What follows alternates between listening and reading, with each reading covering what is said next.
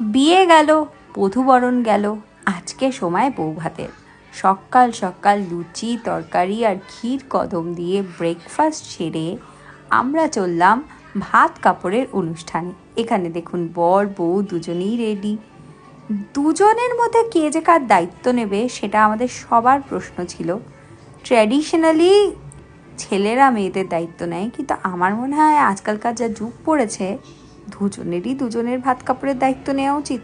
অথবা কেউ কারো ভাত কাপড়ের দায়িত্ব নেবে না। ভাই, ভাত কাপড়ের দায়িত্বটা যে যার নিজের নিজের নিয়ে নাও, বাকি সমস্ত ইমোশনাল নিডস, ফ্যামিলির প্রতি দায়িত্ব, কর্তব্য, সেগুলো সবাই দুজনে দুজনেরটা ভাগাভাগি করে নেবে। কিন্তু ওই যে বলেছিলাম, প্রত্যেক রিজনের নিজস্ব কিছু রিচুয়ালস থাকে। আমাদের বাঙালিদের রিচুয়ালগুলো ভারী সুন্দর, ভারী মিষ্টি। তো এখানে চলছে ভাত কাপড়ের রিচুয়াল।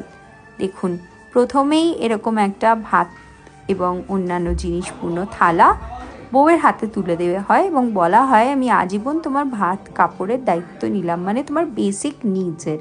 এগুলো বহু কয়েকশো বছর পুরনো নিয়ম, তাই এভাবেই চলছে।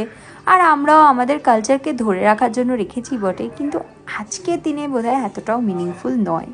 তো এই ছিল আজকের ভিডিও। নিয়ে আসছি পরের ভিডিও খুব শিগগিরই।